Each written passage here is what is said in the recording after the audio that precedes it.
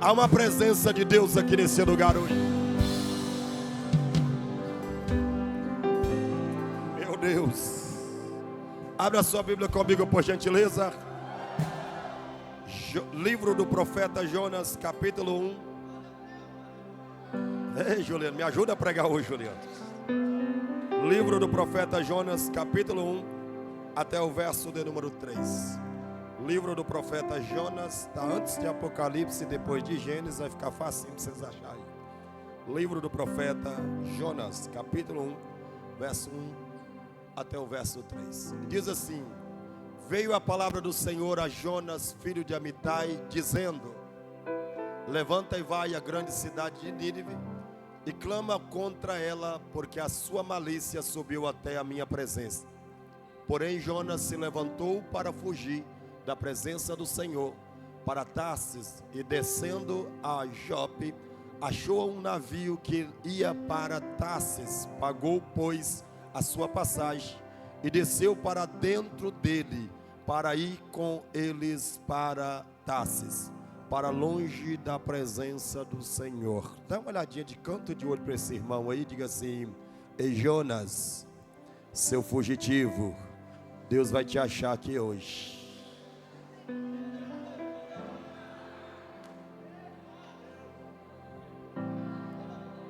Aleluia. Hoje eu quero falar sobre como curar as feridas da nossa alma. Hoje eu não quero gritar, a menos que a veia profética me impulsione nesse lugar. Mas eu quero te ajudar a não fugir mais das suas emoções, e a você encontrar o que Deus tem reservado para a sua vida. Todas as vezes que nós fugimos por causa de problemas internos, nós estamos escapando daquilo que é propósito. E todas as vezes que nós escapamos do propósito de Deus, Deus vai criar circunstâncias e criar caminhos para nos devolver ao lugar que nós não deveríamos sair. Todas as vezes que nós fugimos daquilo que Deus estabeleceu como propósito para a nossa vida, Deus sempre vai criar caminhos que nos fará voltar.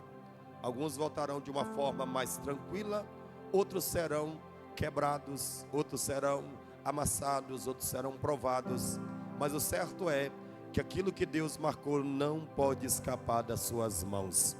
Então deixa eu repetir para você entender: aquilo que Deus marcou não pode escapar das mãos do Senhor. Então eu tenho uma boa notícia para você, Jonas, que está fugitivo, que gosta tanto dessa cadeira. Deus vai te incomodar tanto que você vai entrar no propósito de Deus.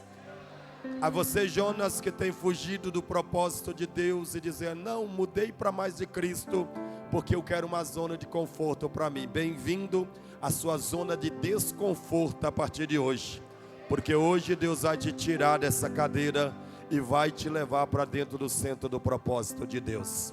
Até hoje você escapou com um monte de desculpa, porém nós vamos te ajudar a curar essas feridas que te distanciam tanto daquilo que Deus tem para a sua vida. Um dos maiores inimigos do nosso propósito se chama medo. Diga comigo: medo. Diga bem forte: medo. Meu Deus, eu destravo esse negócio, eu sempre trava aqui, né? Quando nós olhamos para o profeta Jonas, você conhece bem a história.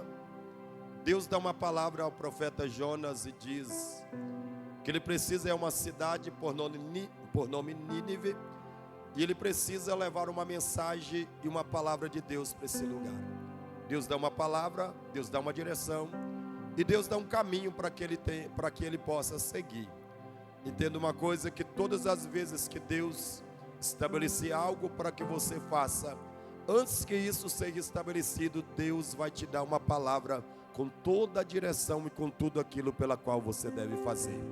Toda pessoa que é confusa concernente ao propósito, destrava para mim aqui, Amanda, ao propósito de Deus, toda pessoa que ela é confusa concernente ao propósito de Deus, ao seu futuro, você pode ter certeza de uma coisa: ela não tem segurança daquilo que Deus falou com ela. Todas as pessoas que são seguras do seu propósito, elas desconsideram os seus obstáculos e as afrontas que aparecem no meio do caminho. Toda pessoa que ela é segura daquilo que Deus vai fazer com ela, ela suporta os processos, e por mais doloridos e por mais difícil que sejam os processos, ela sabe que quem deu a palavra é poderoso para garantir o futuro dela. Ela sabe que quem deu a palavra não são as intempéries ou os problemas do presente que vai impedir você de chegar onde Deus te estabeleceu. Todas as vezes que Deus marcar o seu destino, entenda uma coisa: Deus vai fazer com que você chegue aonde Deus estabeleceu. Então existe uma rota que você não pode fugir, que é a rota que Deus estabeleceu para você. Entenda bem isso aqui, que nós não conseguimos fugir daquilo que Deus estabeleceu. Nós retrasamos os processos. É só tirar e deixar para que não feche a tela, bebê. Entenda uma coisa, que existem rotas que Deus traçou para você, que nós podemos retrasar estas rotas, ou retrasar fugindo do propósito, mas nós não podemos aniquilar o propósito de Deus da nossa vida. Pastor, como assim a gente não pode aniquilar? Pode me dar assim mesmo. Como assim a gente não pode aniquilar o propósito? Porque o propósito é a intenção original do coração de Deus que Ele estabeleceu para a sua vida.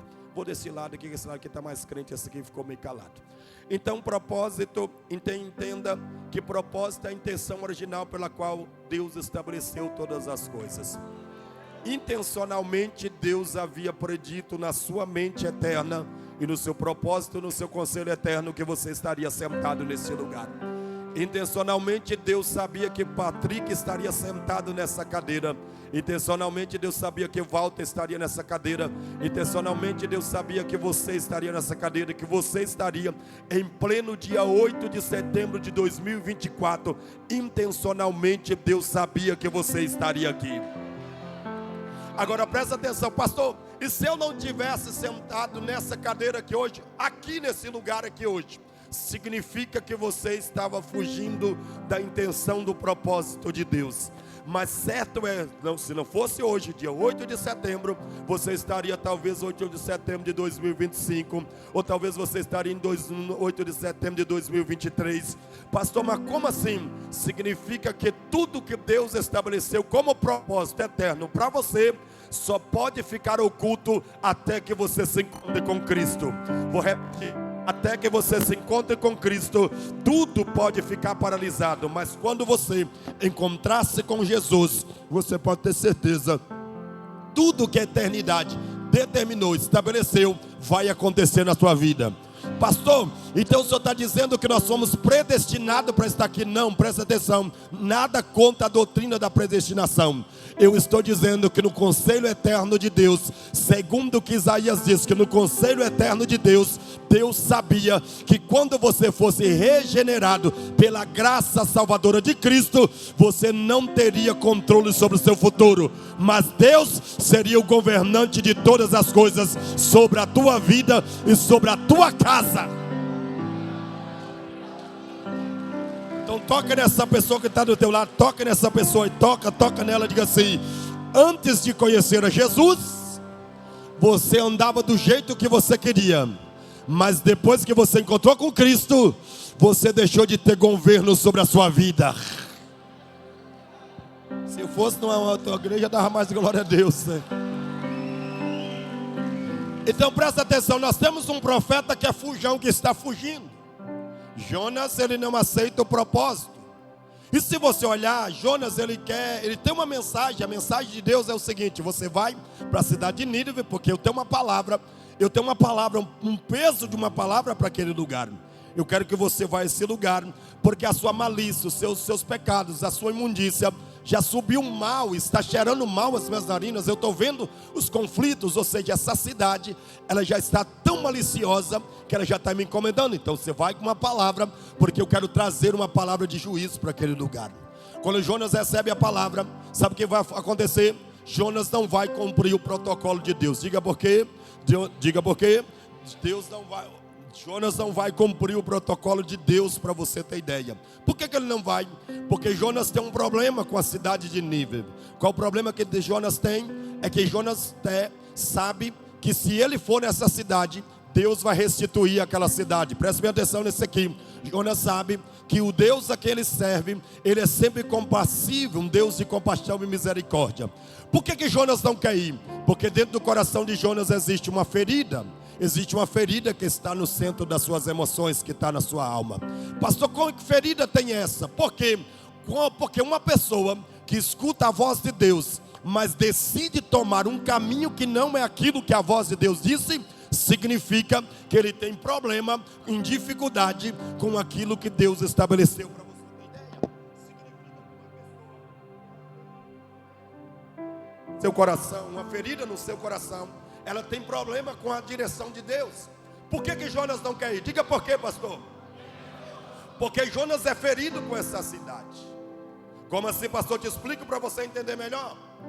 Todas as feridas que nós possuímos, elas estão arrojadas, ou seja, estão arraigadas dentro das nossas almas. Quantos aqui sabem que você é tricotomista? Diga comigo, tricotomista. Não, uma língua estranha, mas repete comigo, diga tricotomista. Ou seja, todo ser humano ele é tricotomista, ele é tricotômico. Pastor, o que é uma pessoa tricotomista? Significa que você tem um corpo, você tem uma alma e você tem um espírito. Vou repetir desse lado aqui, esse lado ficou assustado. Todo ser humano, ele tem uma alma, ele tem um corpo, tem uma alma e tem um espírito. Ou seja, todos nós aqui temos um corpo, temos uma alma e temos um espírito. Ou seja, nós somos um ser tricotomista, um ser tricotômico. Significa que nós temos corpo, nós temos alma, temos espírito. Ou seja, o que é o corpo, pastor? O corpo comunica com o mundo através dos 5 sentidos, que você já sabe: olfato, tato, audição, paladar, visão e assim sucessivamente. O nosso corpo ele comunica com o mundo, ou seja, para mim saber que isso aqui é um microfone, eu uso o quê? O meu tato. Para mim saber que ele funciona, eu uso o quê? Eu uso a voz, eu uso o sentido. Ou seja, para mim fazer, ou seja, o corpo, ele é a comunicação com o mundo através dos 5 sentidos. Depois você tem a alma. Diga, o que é alma, pastor? É a comunicação em nós mesmos. Não existe uma definição melhor do que essa. Porque a alma, ela é a comunicação em nós mesmos. Na alma é o conhecido, o centro da nossa intelectualidade, o centro das nossas emoções. Ou seja, ódio, raiva, amor, sentimento, você sente aonde? Na sua alma. A sua alma, ela é o centro das suas emoções. É por isso que a Bíblia nos ensina, lá em Tessalonicenses, 1 Tessalonicenses, capítulo 5, verso 23, Paulo disse assim: e o mesmo Deus de paz vos santifique em tudo, e o vosso espírito, alma e corpo sejam conservados íntegros, irrepreensíveis, na vinda do nosso Senhor Jesus Cristo. Dizendo que nós somos seres tricotomistas, corpo, alma e espírito. Pastor, se nosso corpo comunica com o homem através dos 5 sentidos, e se nossa alma, ela comunica com nós mesmos, e o nosso espírito, ele comunica com Deus. Ou seja, tudo que Deus vai falar contigo, Deus não fala no seu corpo. Por esse lado de cá. Tudo que Deus fala conosco, Deus não fala no seu corpo, e tampouco na sua alma. Onde Deus nos comunica? No nosso espírito. Ou seja, o Espírito Santo vem, comunica com o espírito da Sandy, e isso tem uma reação na sua alma e tem uma reação no seu corpo. Por quê? Porque Deus sempre vai comunicar conosco no nosso espírito. Então, pastor, o nosso corpo comunica com Deus? Não. Nossa alma? Não. O que comunica com Deus? O nosso. Então olha para a pessoa que está ao seu lado e diga assim: ignorar essas 3 coisas. Não, diga mais só: ignorar essas 3 coisas vai garantir que você tenha problemas todos os dias. Porque você não pode ignorar o seu corpo, a sua alma e seu espírito. Porque todas as vezes que você ignorar seu corpo, sua alma e seu espírito, você vai trazer problema para si. Porque tanto o corpo, tanto a alma e tanto o espírito, eles trabalham em sincronia.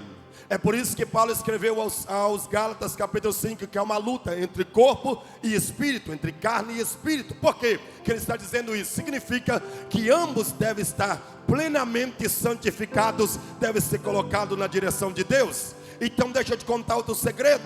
Paulo, ele se preocupa com o equilíbrio de Cristo dentro da vida das pessoas, dizendo: vocês têm que estar corpo, alma e espírito. Você deve manter um equilíbrio entre o corpo, entre a alma e entre o espírito. Ou seja, cuidar do corpo e não cuidar da alma, você está causando um problema. Cuidar da alma e não cuidar do corpo e não cuidar do espírito, você está causando um problema. Tem gente, para você ter ideia, que se preocupa com a sua estética, preocupa, por exemplo, com a sua fisionomia, com o seu biotipo. Tem gente que faz academia uma atrás da outra, cuida tanto do seu corpo, tem um corpo esbelto, bonito, mas não se preocupa com a alma. Você vê cada mulheres bombadas, cada homens bombados, que quando você põe na mesa, parece cabeça de camarão. Você já entendeu, não preciso te explicar, né? Porque é tão bonito o seu biotipo, mas a cabeça é de camarão. E não te explico, você mora na costa, você sabe disso. Agora você vê pessoas que ela não cuida do corpo, mas cuida da alma. Ela tem uma alma tranquila, mas aí você olha para o corpo, olha para o espírito, está tudo bagunçado. Tem gente que cuida do espírito, mas tem problema na alma, e tem resultados que ela é cheia de complexo quando ela olha no espelho, porque a alma dela está ferida, cheia de traumas, de complexidade, que reage no seu corpo, que ela não consegue nem se achar bonita. Mas eu tenho uma boa palavra para alguém aqui hoje. O Deus que santifica corpo, alma e espírito vai te pegar aqui nessa noite, e a glória do Espírito vai te fazer belo nesse lugar aqui hoje.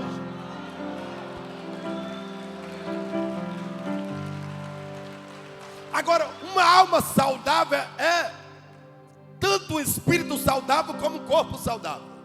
Se uma alma não é saudável, o corpo tampouco é saudável, e tampouco o espírito é saudável.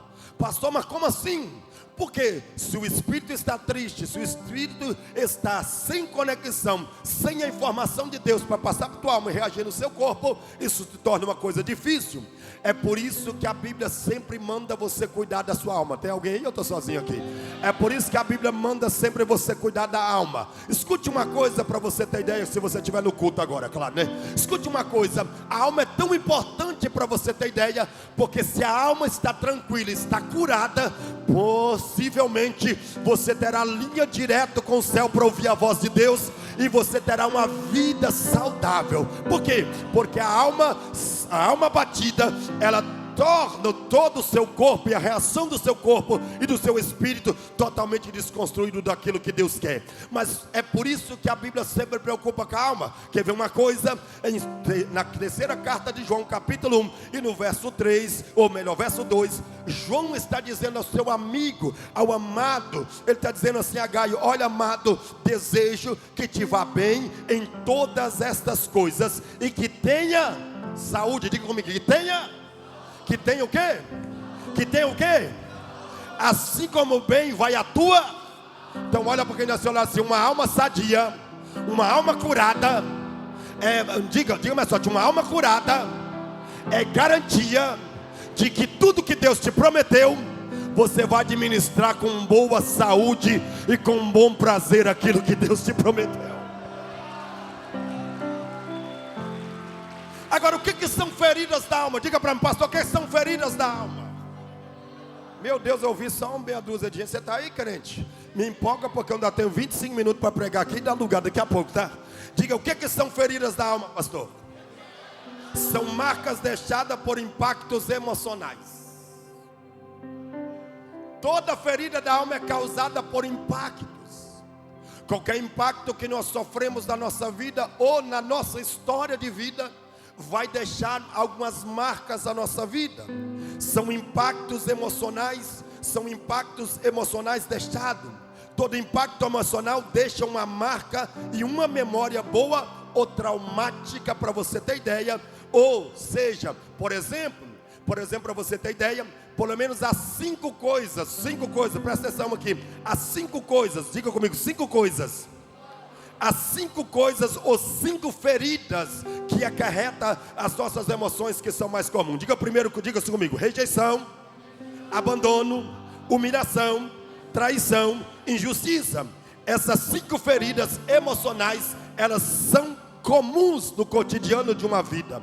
Tem pessoas que vão sofrer rejeição, outras vão sofrer abandono, outras vão sofrer humilhação, outras traição, outras injustiça. Ou seja, Todos nós estamos assim, expostas a esse tipo de ferida. Todos nós estamos expostas a um desses. Existe mais, mas essas 5 aqui são as principais. Elas geram em nós traumas que traz memórias de dores, para você ter ideia. Por exemplo, alguém que foi abandonado pelo pai tem problema de paternidade.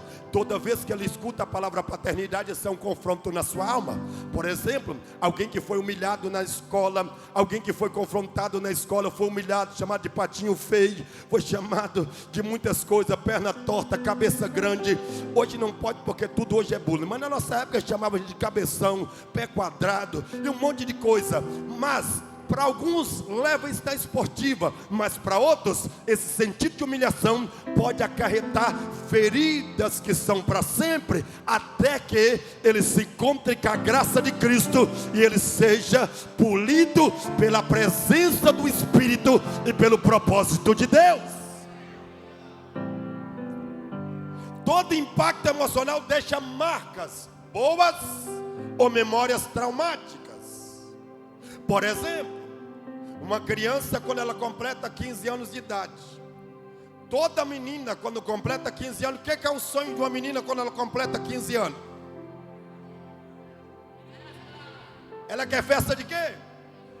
Se você, dependendo, não estou generalizando, mas 99,9% de uma moça, quando ela completa 15 anos, ela quer uma festa de 15 anos. Você pode dar um apartamento para ela, que isso vai fazer bem, mas não vai suprir essa carência de ter uma oportunidade de ter uma festa de 15 anos com seus amigos.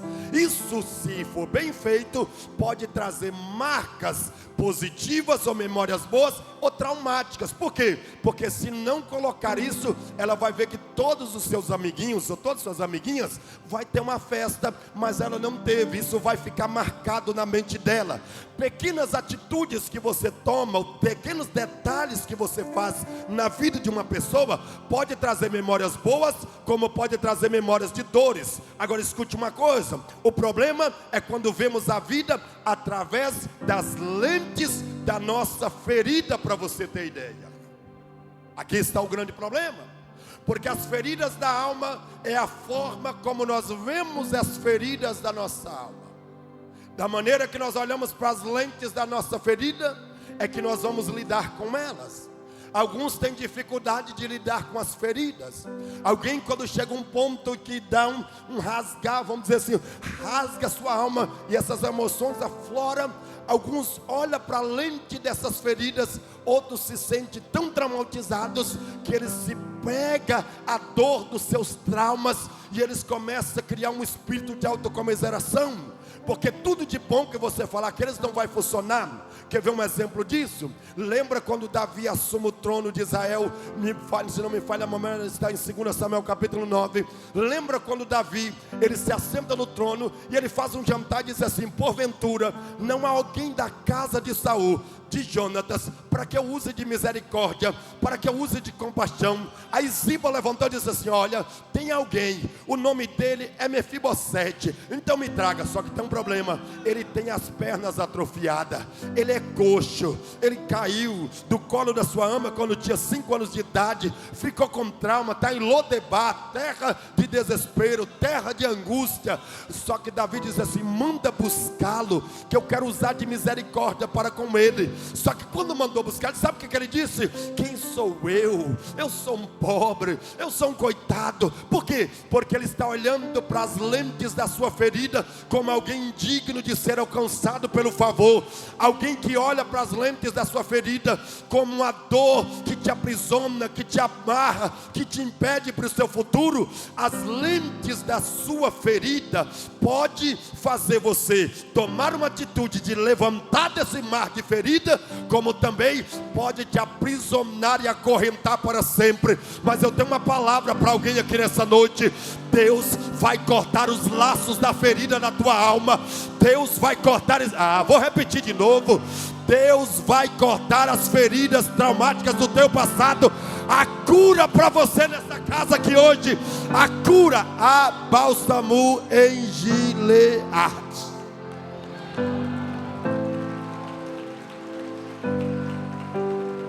Você precisa ressignificar as as feridas que você encontrou com elas, o que causou em você.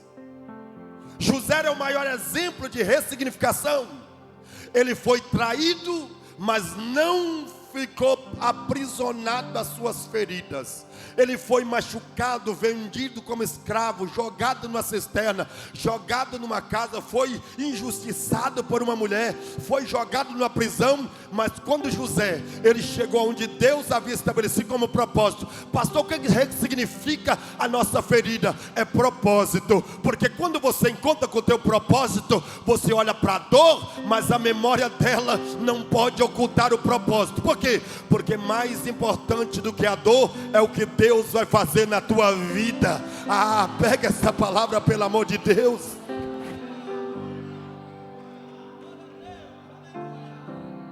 O problema é quando nós vemos a vida através da lente das nossas feridas. E tem gente que gosta de ficar tão presa às suas feridas, que você pode propor um divórcio e chamar o Marcelino e o Patrick aqui para fazer as cláusulas do divórcio, que a pessoa não quer divorciar dos seus problemas. Tem gente que costumou ficar tão preso nas suas emoções, nas suas feridas, que ela faz disso um bichinho de estimação. Parece que se ela não sofrer, as pessoas que estão ao seu redor não vão ter piedade dela. Tem gente que tem um espírito de piedade, irmãos, que é pior do que o Jack lá em casa. Quando eu chego em casa, que ele chega com aquela carinha me pedindo para pegar ração para ele. Em nome de Jesus, você é mais do que essas feridas.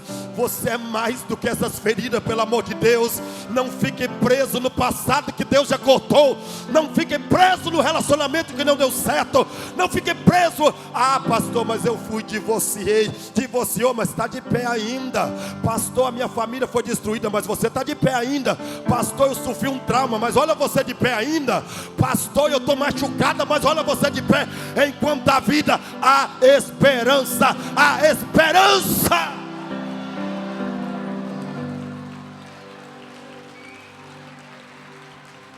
Há esperança. Aprenda a ressignificar as suas feridas e mudar o seu olhar clínico para as suas feridas. Olhe para a cruz e veja que ninguém foi mais machucado, que deveria ter muitos traumas do que Jesus, mas ele subiu como cordeiro ao matadouro, sem abrir a sua boca, e entregou a sua vida, porque ele diz assim: se eu venci as feridas, pelas minhas chagas você vai ser curado. Aqui nessa, vou desse lado de cá, pelas minhas chagas você vai ser curado. Eu vim propor para 2, 3 pessoas essa noite: hoje esse fardo pesado, Deus vai arrancar da tua vida. Deus vai tirar o trauma das tuas emoções. Esse trauma não te acompanha mais, porque a graça redentora, eu estou sentindo Deus manifestando.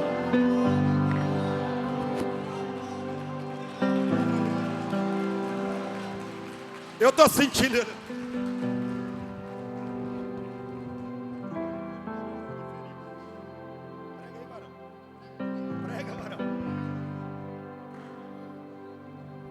Olha para quem está do seu lado e diga assim: o seu passado não faz parte do seu presente. Seu passado te trouxe até aqui, mas não pode ir no seu futuro. Pastor, mas eu fui ferido. Foi, mas não é mais. Pastor, eu tenho traumas. Não tem mais, porque Cristo que ressuscitou, Ele é especialista em curar traumas daqui.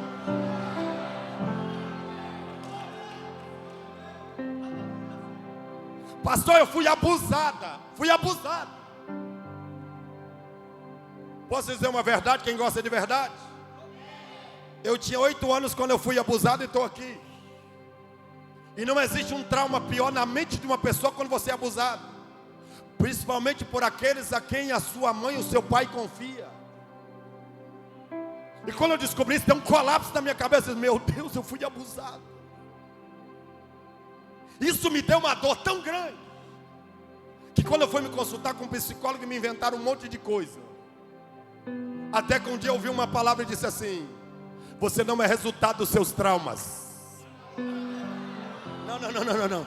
Eu fiquei com meu ministério 4 anos travado. Depois que isso caiu com uma ficha, abriu minha cabeça. Eu disse, meu Deus, e uma dor insuportável, porque não tem uma dor pior do que ser abusado sexualmente, fisicamente ou psicologicamente. Mas enquanto eu estava preso ao abuso, dizendo assim, eu podia buscar justiça, eu podia fazer isso, eu podia fazer aquilo, até que um dia eu cheguei diante da cruz e disse, Senhor, eu fui abusado, mas o sangue de Jesus Cristo tem poder para entrar na minha alma e tirar essa bagunça daí de dentro. Sabe qual foi a primeira coisa que eu fiz quando eu senti a graça perdoadora de Cristo na minha vida? Peguei o telefone, liguei para o meu tio e disse assim, você está perdoado, você está perdoado. Ele disse, por que, meu filho? Eu falei, não importa, você pode ter abusado de mim, porque eu era uma criança, mas a graça de Cristo, ela me curou. Deixa eu dizer uma coisa para você, não deixe que o seu passado te acompanhe. Deus tem coisa melhor no teu futuro. Deus está.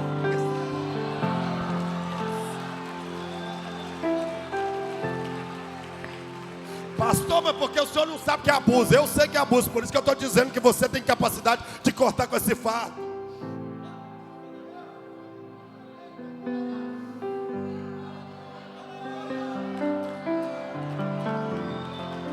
E eu sei que toda pessoa que é abusada, se ela não se libertar dessa ferida, ela não vai para o futuro dela.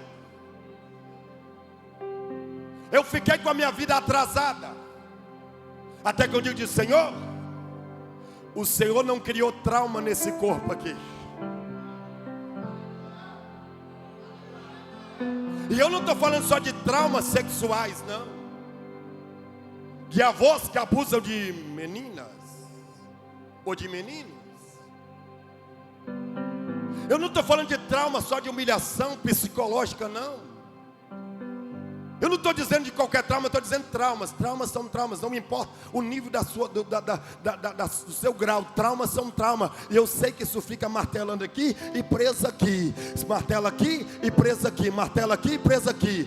Sua mente quer fazer, mas seu coração está tão ferido que você fala assim, essa pessoa não deveria fazer isso, ela não deveria fazer aquilo, ela não podia fazer isso. Aí os anos vão passando, os janeiro vão passando. Aí você vai olhando para trás que você não tem 10 anos, você não tem 15 anos, você não tem 20 anos, você tem 30 anos, 40 anos, 50 anos preso aí. Mas eu vim dizer para você, o Deus a quem morreu na cruz e ressuscitou, eu tenho uma palavra para alguém aqui hoje. Deus vai cortar com os traumas do seu passado aqui hoje. Bem-vindo à sua nova temporada. Deus vai cortar o laço que o diabo tinha para te aprisionar aí hoje.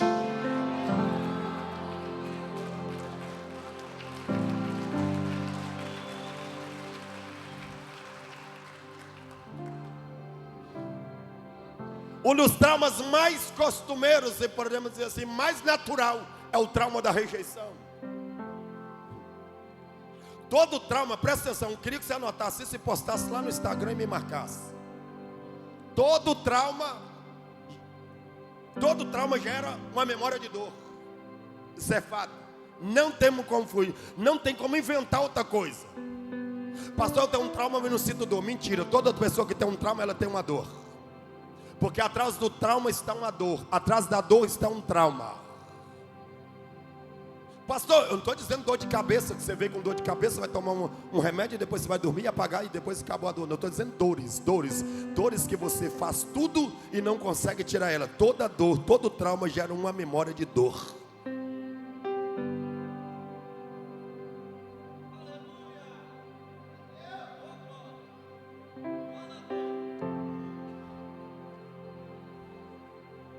Estou sentindo ele aqui.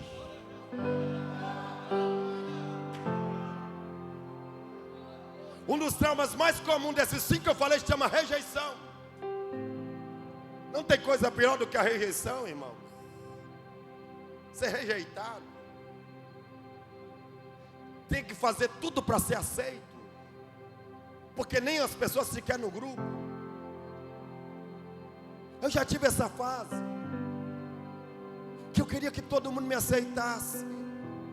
Eu era o filho de quem? De um taxista, de uma mulher que limpava as cadeiras de uma escola. Eu cantava até aquela música, usava um paletó de uma listra só, porque assim, olhando de lado, de frente, era a mesma coisa, era assim. E todas as vezes que eu chegava, eu dizia: ei, está vendo um dos filhos do taxista?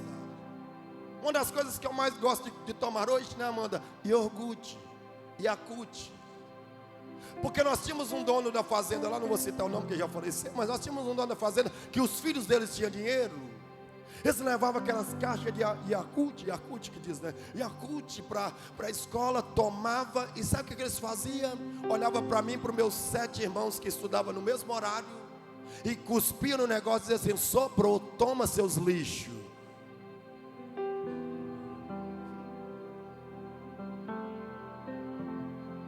E sabe o que a gente fazia? Diga o que, pastor? A gente era tão besta que a gente tomava, porque a gente queria Yakult, cuspida ainda. Porque eu tenho 14 irmãos, nós era pobre de marredeci. Minha mãe custava comprar uma roupa para um desses meninos. A gente tentava fazer de tudo para ser aceito, mas a gente era rejeitado. E quando eu vim para a igreja, você acha que foi diferente? Que ninguém queria ficar perto do filho do taxista. O filho do taxista que sonhava. O filho do taxista que achava que ia ser alguma coisa na vida. O filho do taxista que pensava isso. Todo mundo dizia assim: levem o sonhador, levem o filho do taxista, vamos sair fora, porque além de ser pobre, é sonhador. Mas está todo mundo no lugar e eu estou aqui.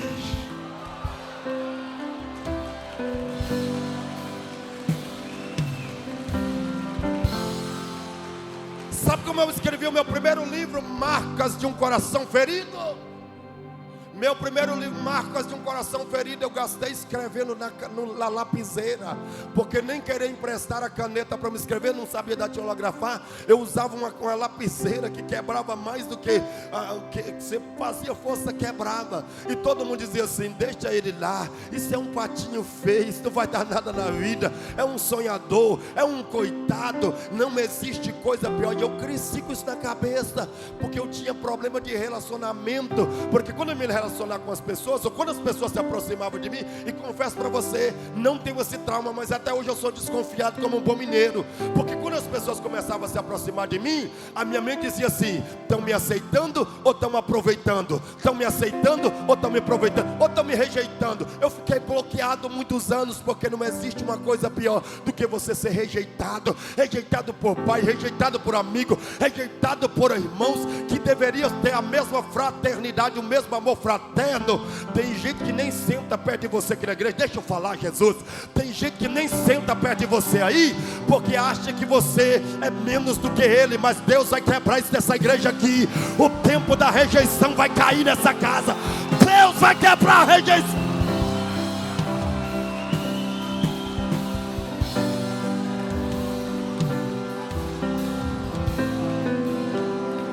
Tem gente que fala assim: eu não vou ouvir o pastor Silva, porque eu quero ouvir o pastor Gilberto. Ei, a mesma palavra que sai da boca dele é a mesma que eu estou pregando. A mesma palavra que sai da boca do pastor Jesus é a mesma que eu prego. Aqui não tem quem é maior do que o outro. Aqui tem presença do Espírito Santo. Oh, Rabassuca Marraça. Aqui não tem pastor Gilberto, não tem pastor Júnior. Aqui é quem manda, é o Espírito Santo. Esta casa é dele, é dele.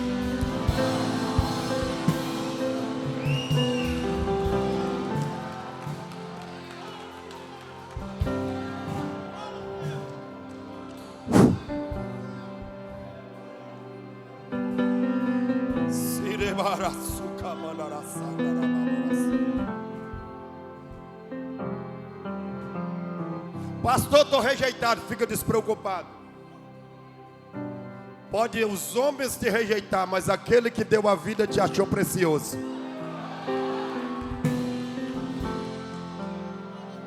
Pode até não gostar do seu jeito de pregar. Tem gente que não gosta que eu grito, mas vou continuar gritando, tá? Você gostando ou não, Deus me chamou assim, minha personalidade é assim. Estou pregando há 23 anos assim, vou continuar pregando assim.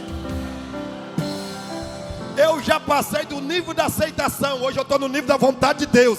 Se Deus mandou falar hoje que a rejeição no nosso meio, caiu por terra esse espírito de rejeição hoje.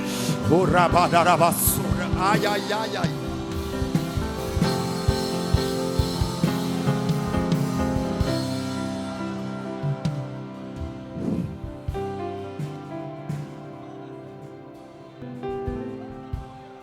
Pastor, Pastor, como eu posso ressignificar então essas feridas? Diga comigo bem forte. José deu a maior lição, que para ressignificar a dor,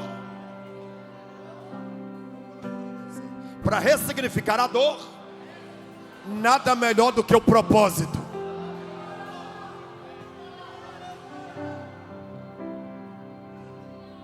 Nada melhor do que olha para o irmão e diga assim: o propósito vai ressignificar as suas feridas aqui hoje.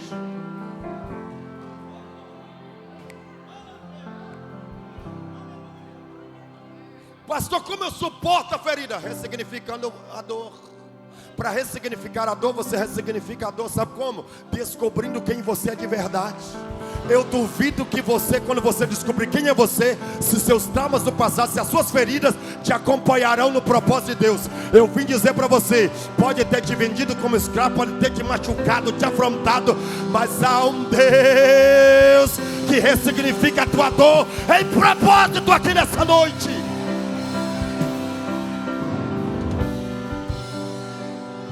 Pastor, mas eu gosto da dor. Deus arranca ela hoje. Pastor, eu sou apaixonado pela dor. Descubra o teu propósito e você vai ver que quando teus irmãos chegarem, porque quando José encontrou com os irmãos, sabe o que ele deveria fazer? Agora é minha oportunidade. Toda pessoa que não ressignifica a dor, que não encontra seu propósito, ela é vingativa. Ela é uma pessoa que vinga. Mas José disse assim: não. Em vez de eu ferir alguém, porque aprenda essa frase que eu já prego aqui há muitos anos: ser ferido é circunstancial, ferir é opcional. Vou desse lado, que esse lado aqui é mais crente. Ser ferido é circunstancial. Ferido é circunstância, é momento, vai passar. A dor vai fica cicatriz, pastor. Mas ferir é opcional. Eu decidi não ferir. Por isso eu vim dizer para você: entre ferir e curar, entre ferir e curar, entre ferir e curar, eu prefiro curar e estabelecer propósito.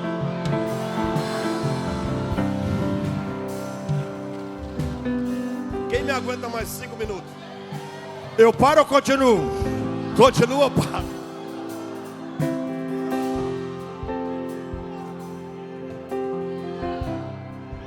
Você entendeu, né, Sandra? Tá bom.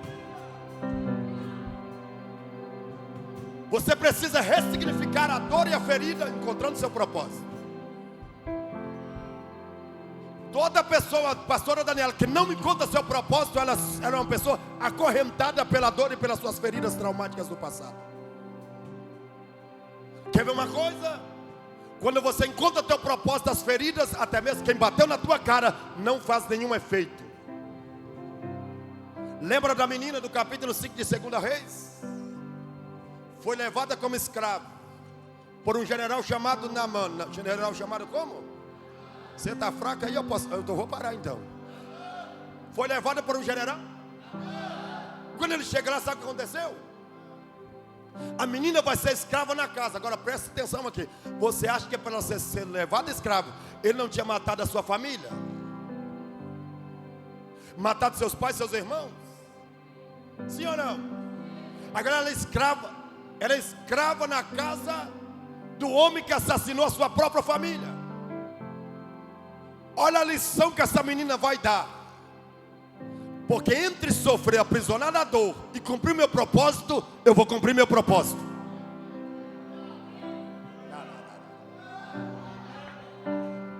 Entre ficar preso a uma dor e o meu propósito, o propósito é maior. Ela entra para dentro da casa e descobre que o homem está ferido. Sabe que a lógica de uma pessoa que tem dor é traumática, cheia de ferida, está com a alma ferida, a lógica é essa: tomara que morra, matou meus pais, matou meus amigos, matou meus irmãos. Eu quero que essa pessoa se lasque, eu quero que essa pessoa se lasque mesmo, e que ela vá para o quinto dos infernos. Como até uma parte do inferno e manda a pessoa para lá. Eu quero que ela vá para o quinto dos infernos, que faça isso. Isso não é uma atitude de quem entende que é propósito, porque quem entende que é propósito pode dizer assim: eu já superei a dor da perca, eu já superei isso, porque eu entendi que o Senhor não me tirou de Israel para estar aqui, o Senhor não me tirou de longe para estar na mais de Cristo, para continuar carregando trauma, para estar remoendo o passado. Deus me trouxe. profetizar, meu Deus. Deus me trouxe aqui só para te dizer: o propósito é maior do que a sua dor. Pega essa palavra, pega essa